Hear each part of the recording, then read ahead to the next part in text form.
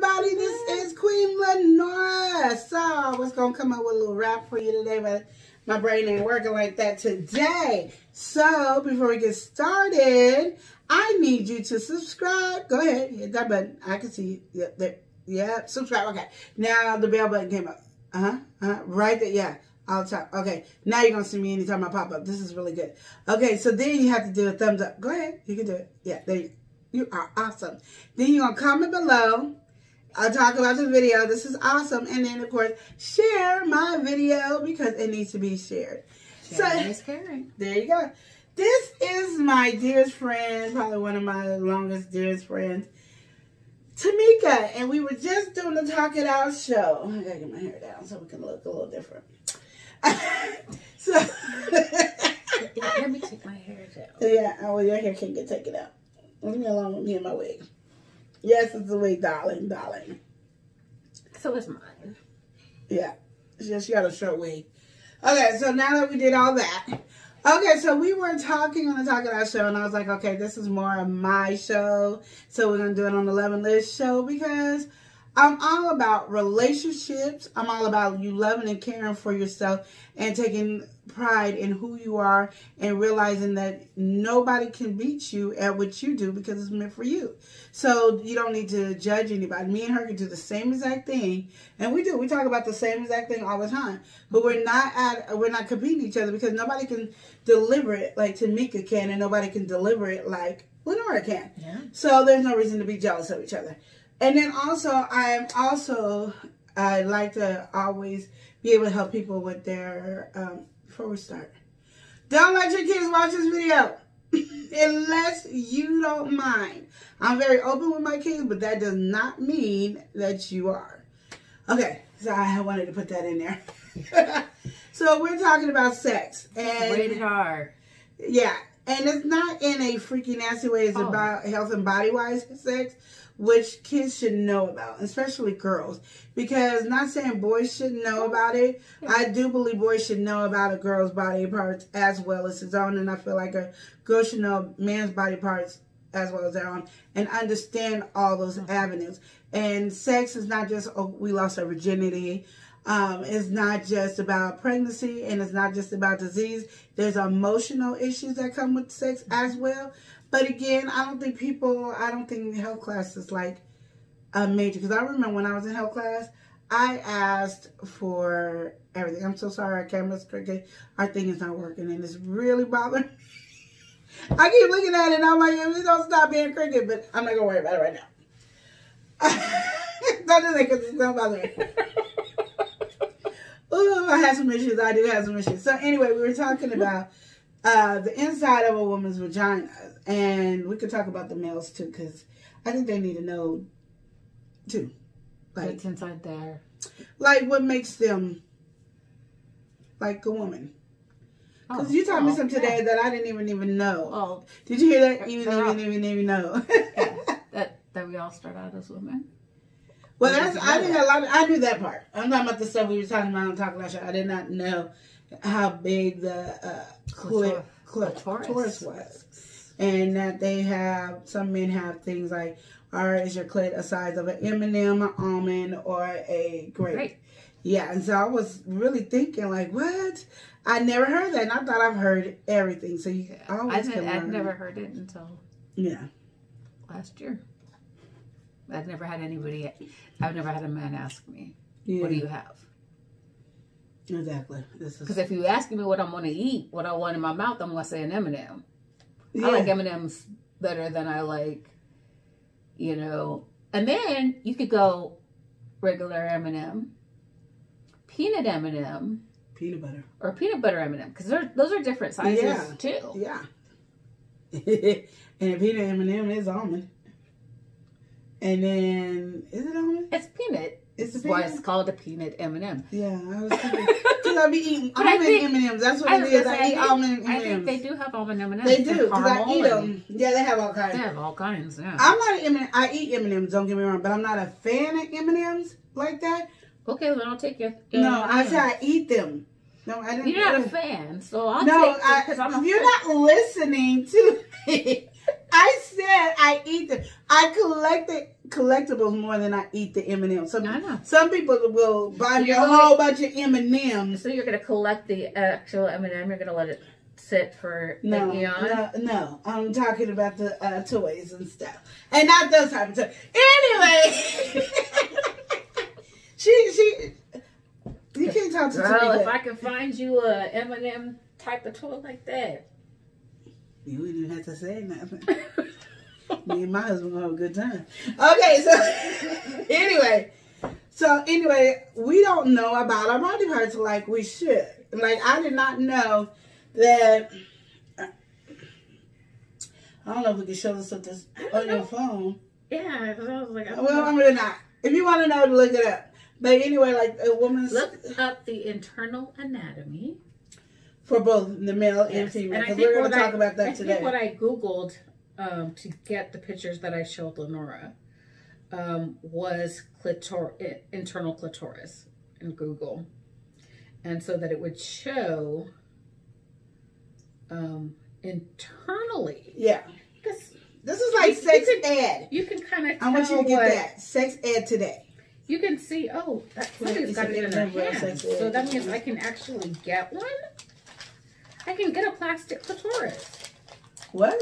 Internal clitoris. Oh, wow. Oh, we should get these so we can tell people. Yes, I need. Okay, let's order them. I ain't got no money. I'm talking about, let's order. I got a dime to my name. Hold on. I'm going to have a dime in a few minutes. But yeah, let's order those. Okay, show them. See if you can see. Can you? Yes, you can. Yeah. So this is the clitoris internally. So at the top, so you notice it looks very much like a wishbone from the inside of a chicken or a turkey. Yeah. That's what it looks. That's what I see when I look at it. At the very top is the clitoris. Whoa. Oh, it's going. Okay. At the top is the clitoris that we're familiar with.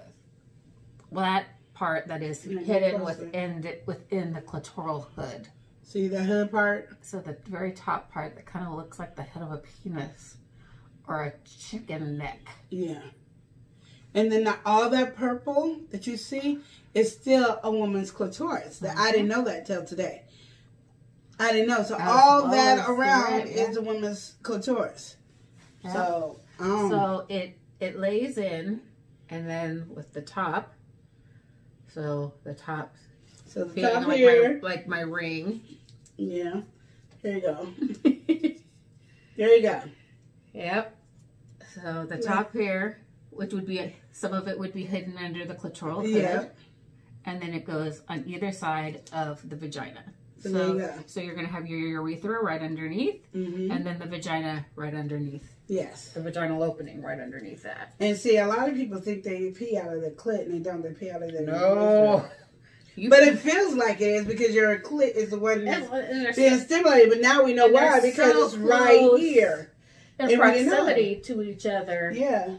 That when a woman ejaculates, she's going to probably assume that it's coming from her urethra. That is not the case. It's actually coming from the vagina. Yeah. Woo! The vagina does a magical thing. So, learning that part, that's probably why the G-spot and the A-spot are so infectious and to make you have that orgasm. Because if you get a lot of people on their walls are really tough. And what Tamika was telling us earlier is probably because of the size of your clitoris, right? And the internal clitoris. Yeah, so like I said, that if you have an M&M, you're not going to get as satisfied as quickly as somebody with an almond. Well, because if you're a larger size clitoris at the top, part that's within the hood, it's more of it is exposed. So, but M&M is not exposed. No, but if you're a grape. If you're a grape or a peanut M&M. There you go. Peanut M&M or a grape, you're going to be more exposed. So the underwear, anything you do. And the reason I say it's important to have these conversations is because your kids might not know this and they might feel like something is wrong with them when their clit is big and they're getting the stimulation. Because I always say, I don't know how a virgin would know they craving sex, but if their clit is big, then that's probably exactly how they know, because it's always being touched. It's always being fun. That they were craving sex, and they'd know they had some kind of strange sensation. Where a lot of people go, I knew, because you got to understand, just like I've told you guys before, a male and a female, they do pretty much the same things. If a boy is jacking off, most likely a girl's going to play with herself. And you touch her and she doesn't know, that does give you a stimulation. And having your clit big and underwear is moving a certain way, or your jeans too tight, and it's really just riding there, and all of a sudden you like did. Now you might not know you just had an orgasm, but now your body's craving sex. Yeah. It is what it is. You want to reproduce whatever. Yeah, you want to have that feeling all the time, and you don't know. That's probably why some of these girls are wearing tight jeans all the time, because it's like, I don't know what this is, and they need to know. I think the more a kid knows, the better. And you can sit here and go, well, my kids are too young. I realize that's not true. Some kids are not too young because they go to school. And when they go to school, and even they got kids. School, I think you should start having conversations with your kids. But the reason I said school, toddlers. Yeah, well, some people, I don't know. Some people won't agree with the toddler one. But my thing is, it's important that they know the name of their private at a toddler age. So if somebody's touching or doing anything, that they have that. Because talking about cookie and a candy cane and all that stuff. And so when somebody goes, somebody... Penis a cookie. No, they call a vagina a cookie. Oh, okay. And then they could probably call a man's penis a candy cane. And then you sit up here talking, well, somebody was eating my candy cane. And you be like, well, go get you another candy cane. Yeah. Get you another cookie. Not knowing that somebody was touching them in that way. So you need to really teach them the proper name for their private area. So somebody, if your child feels scared to come to you and they tell somebody else, then they could come talk to you. You get what I'm saying? Absolutely. Because these other names is not working. Plus, you want to teach your child, I would say, even at like 1.5. If I'm changing my son's are a lot older than 1.5. And he goes to reach and touch his genitalia. First of all, I'm going to call it what it is. Yeah. It's a penis. Yeah.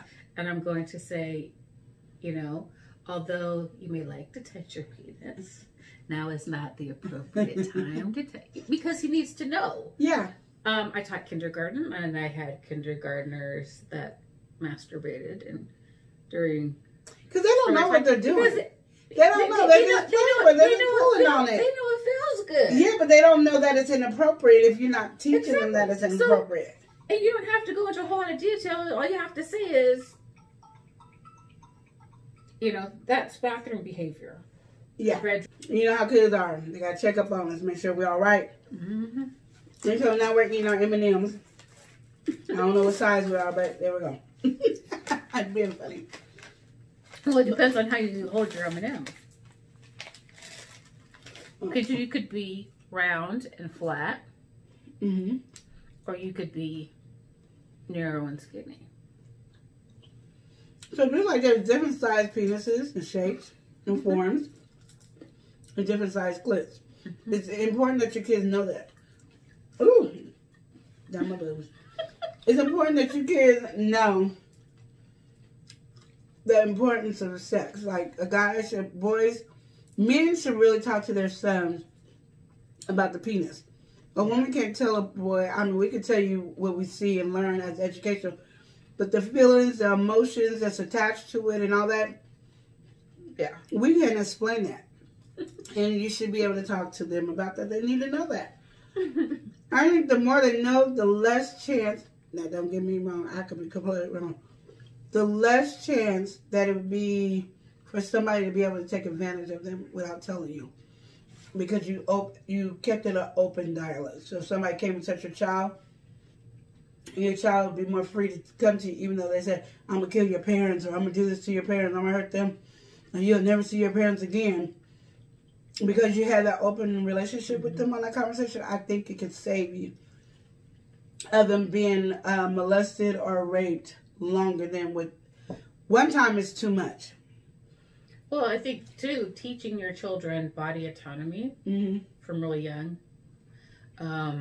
With my children, because I was a victim of both incest and sex abuse. I wanted my kids, when they were really, really young, to understand grooming and body autonomy, which means that their body belongs to them.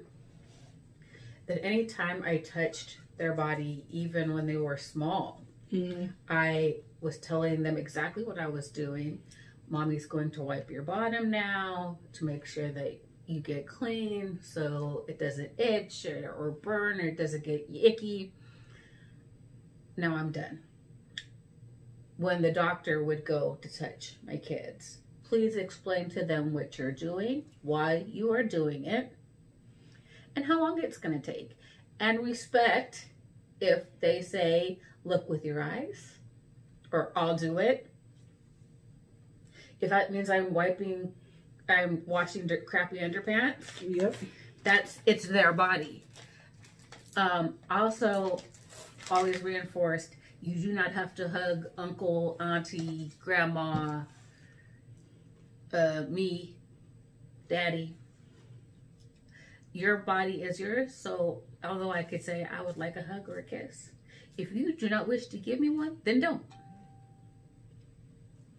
And I caught a lot of flack when my kids were small from like grandparents and stuff, because they wanted what they wanted when they wanted it. And I said, you know, that's a form of grooming, and I'm not, my kid gets to decide. You see, I never thought about it like that. I'm gonna be honest, I never did. I'm just being real. I do have my kids hug not their grandparents. I just like when their aunties come in or something like that, auntie, you either greet them with a handshake or you hug them.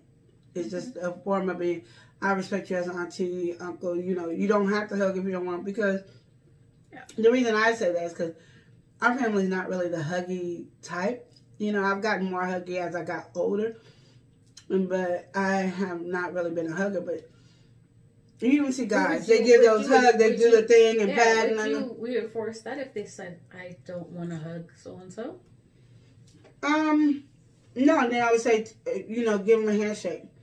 Say it's nice to see you, but it's so hard because, you know, all the men in our lives that is around my kids, I'm going to put it that way, they hug women as appropriate, not as a sexual, just a quick hug and not a long, drawn out, just how you doing? And when the guys see each other, they go like, they do the handshake and give the pat hug. Yeah. It's just a natural thing. You know what I mean? But also, my kids are very vocal. My kids are very vocal. Mm-hmm. If somebody touched them inappropriate, it would be known. Yeah. Well, that's the catch-22, is an inappropriate or an appropriate touch can turn inappropriate relatively quickly. And what I mean by that, as long as your kid doesn't have the ability to have consent throughout. I used to tickle my kids. I love to tickle. I'm a tickler. I don't mind being tickled. I'm not always ticklish. Mm-hmm. But when my kids would tickle each other or wrestle.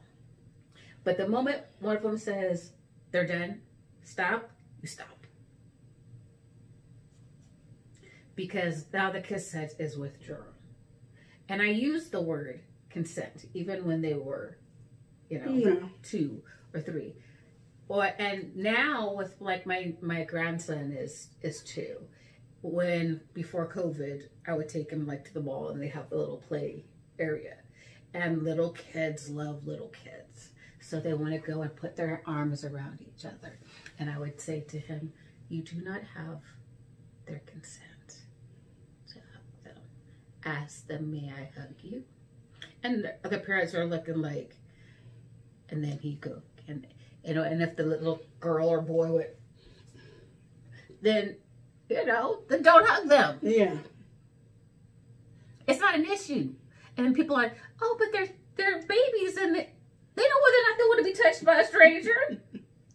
Yeah, like when it comes to strangers, I'm an advocate, but I know a lot of sexual issues happen with people that are friends or family members more than they do strangers too.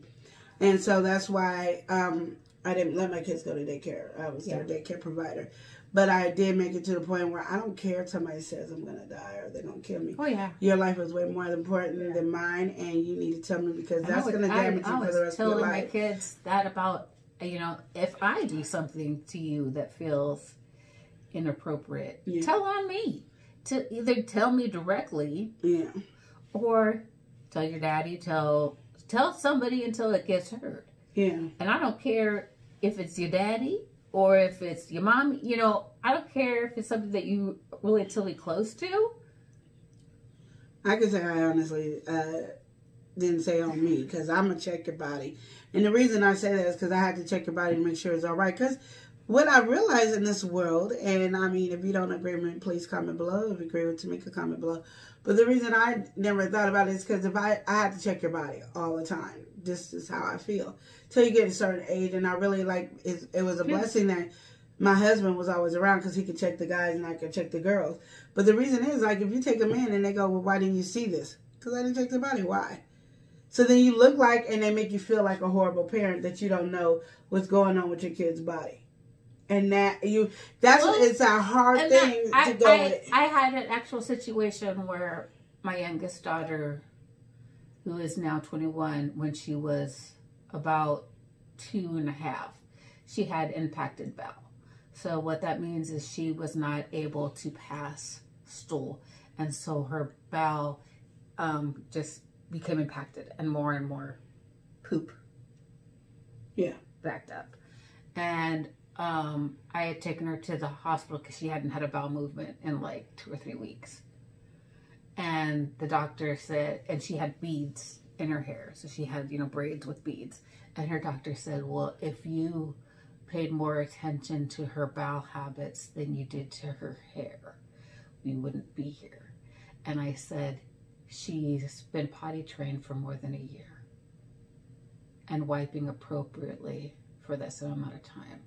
I am not accompanying my well potty trained child to the toilet. And I knew, I was taking her in, so obviously I knew she was constipated, but I don't have my head up her butt. Yeah, and that's what I said, and people, and I think that's where parenting is so hard, because it's we have different things. Like my kids at the age of 7 was able to wash dishes, do all their chores, cook a dinner, breakfast, lunch. They were able to do all that at the age of 6 or 7 years old.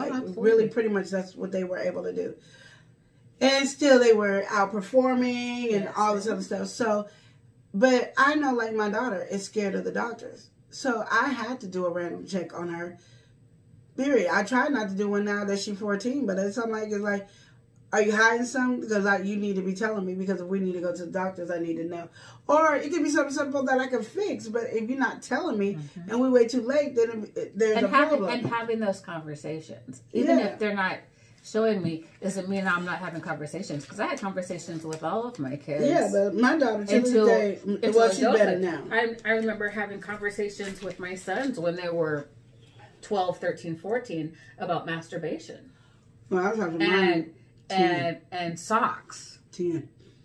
They were probably 9. And making sure they had appropriate lubrication, and do this please in the shower.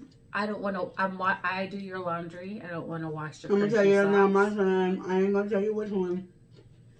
We started playing with stuff at the church. I was like, we're not. Go to the bathroom. Wait till you get home. Why are we here? You getting ready to get there and perform. You ain't got time to be playing with that. We could not understand. I was just making sure. So and I got him home. I'm like, honey, you gotta look at his thing. See if it, he ain't got something. Because he could have been itching it, but it just looked like he was playing with it. And he was just playing with it, but still. So, yeah. And my son, I don't care how much you told him, and inappropriate, he didn't care. I think everybody in the world has seen his penis. He didn't care. He wasn't trying to be inappropriate. I haven't seen it. But I'm just saying, he wasn't trying to be inappropriate. He was just doing what felt good to him. Yeah. And because, again, this is why it's so important, and I like what Mr. Mika said. It goes from the womb to when you give birth. No, the womb until your child is 7 years old is when they learn. Yeah. And my son didn't move into with me until he was 7. He was actually my nephew, the whole story, whatever. I'll tell you guys about one day. So he didn't have those learning skills that he was supposed to have because nobody was training him from those moments of his life. So now he's 7. Now he doesn't know how to learn properly. Doesn't mean he can't learn. And in addition to that, because I know his situation, I would say the easiest way for an infant, toddler, or young person to self-settle, Mm-hmm. if they're in chaos, is masturbation. We sexualize it because we're adults.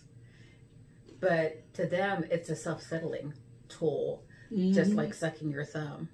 Or having and like, I don't have a problem with it, just I really want you to know privately. Because nobody told him what was appropriate or inappropriate. Because a lot of people don't talk about it with their kids. And he was in chaos. He used it as a self-settling tool, which is why you couldn't say to him, stop, any more than you can say to a thumb sucker, stop sucking your thumb.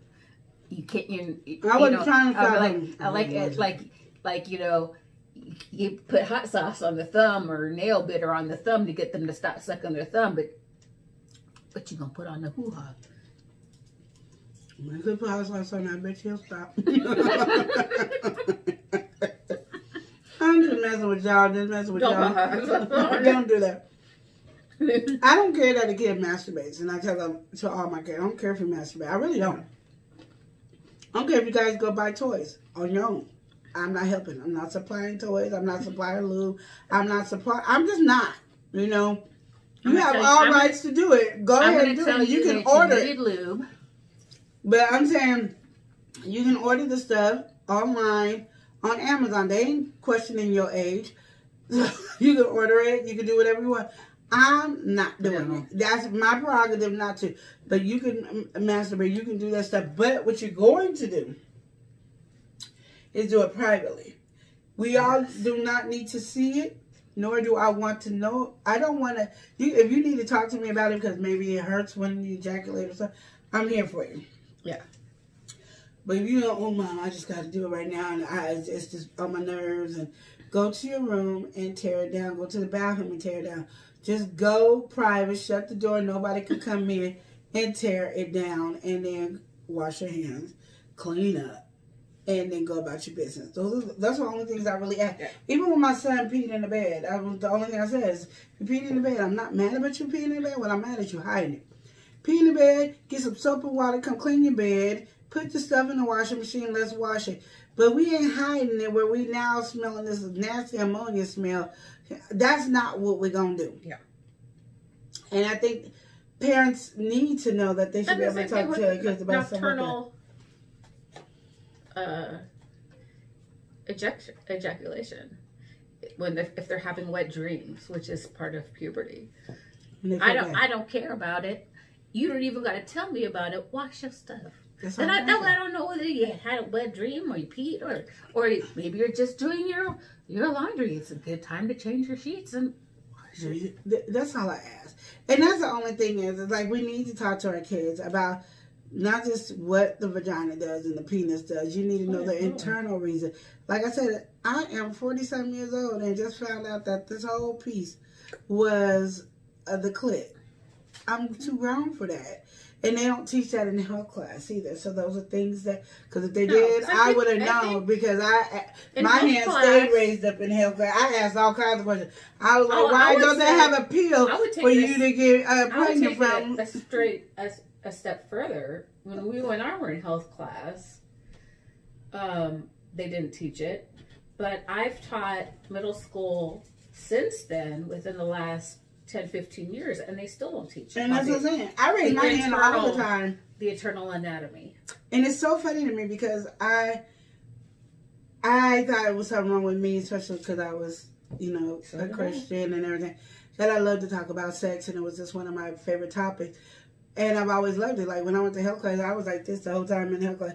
So, again, so people can't get pregnant by a pill. Like, what if they put the sperm in a pill and you just swallow it? No. Well, why can't they? Well, why is the clear? So I asked every question because I was in health class. So, health class was fun for everybody. Because I asked all the questions. So you thought that you carried a baby in your belly, in your stomach. Yeah. So if you swallowed... No, I just like, if you swallow the sperm and the sperm just goes to where you're fallopian tubes, when your eggs, you should be able to get pregnant. Well, why would it go to your fallopian tubes or your eggs? I didn't know my inside of my body. Because you thought it all was connected. Yeah. I didn't know the inside of my body, period. So the private areas I ain't talking about it because I was 12 and I thought that you got pregnant because a man hawked a loogie in your mouth, you swallowed it, and that's how you got pregnant. Oh, girl, so I was never. So I wasn't gonna have any kids. Oh yeah, no. because I paired, television and soap operas and stuff, and they kissed, and then somebody got pregnant and had a baby. So I didn't see this, so I figured that's how babies were made. It was from kissing. And so, and you would see guys always spitting in their... I can't do it. I can't. This is hilarious. So that's how I thought babies were made. And that's how babies were made. And I knew I wasn't having any. Okay. After 7 kids later, here we are. Because I wasn't swallowing nobody's spit. So, well, see, the pill was better than the spit. They gonna make a sperm pill. A sperm pill. And you put it in your mouth and let it work. You create that. You got a lot of business in these homosexual couples that want to have children and doing the turkey basting thing. It's a whole lot cheaper to just to get a sperm pill. Especially there, because there's a whole lot of people who it can't work because all that acid and all that swallow their significant other's children, and they should have already been pregnant. But I didn't know because they don't teach things. But I had all these questions, and you know what started me from having these questions, and this is why it's so important. It started with me in 8th grade when I went to a different school than my normal school, and we were in math class. And they were saying, so did you have your cherry popped? And I was like, I never ate a cherry that popped. And the whole class would crack up when I said that. And I was like, really? So I talked to my auntie who was a virgin. And I said, they laughing at me. They so laughing at me, auntie. God rest her soul. They asked me if my cherry popped. And I said, I never ate a cherry pop. I didn't know. Do they pop in your mouth? I mean, do you have to hit the seed for it to pop? She said, oh, no. They mean, did your hymen break? What's a hymen? So she had to give me a whole story. And then she said, people always feel like a hymen only breaks. And she was straight honest with me. That's what I loved about it. They always feel like your hymen only breaks when you lose your virginity. But no, your hymen can break if you ride the horse. Did you know there were different types of hymens? Because, see, I just found that out like 3 days ago. No. Yes. I was reading an article about there's a type of hymen where the hole is not complete. So there's a small opening in the hymen. So that's how menstruation can get out. Mm. But some people have little tiny holes, so they can have multiple little tiny holes. Mm-hmm. And then some people can have one hole up high or one down low, and it's not a complete hole. So if they put a tampon in, they may not be able to get it out because of how their hymen is formed, and that they have to have it surgically cut so that no, didn't. And I didn't know that until like 3 or 4 days ago because I was reading about it. Somebody had wrote in to a show similar to ours and said, I have this, they called it something, there's something hymen, and I was like, what the heck is that? So I Googled it and said, I told my doctor that I had this type of hymen, and the doctor said, oh, you'll be fine. And I found out that you can do all this damage to yourself if you do not have it medically corrected. So I looked it up, and it showed me many, many types of this type of hymen, and that's when I discovered that you can have little holes and big holes and multiple holes and nothing, you know. And so there's a or being really close to where there's no hole at all, so that menstruation cannot even escape. My sexology class here, though. Learning it here. No, I did not know. And like I said, I had no clue about all that. I just knew that, well, my other friends thought you can only, break your hymen from having sex. Oh, yeah. From everything. You can break your hymen from the tampon use? For the tampon, riding a horse, a bike. Any of those things can break a hymen, but I don't think a lot of people know that. But it was so grateful that my auntie taught me that. And then the kids was like, have you ever used a vibrator? And I was like, oh, the one that massaged your back. And then they fell out of laughing because every time I saw a vibrator, it was a massager. And at the time, I think they called them the massagers and vibrators. I don't know. I just thought it was one that massaged your back. I can't see. So see, there's the one hymen, and there's a littler hymen, and a multi-hole hymen, and 3-hole hymen, and 2-hole hymen, and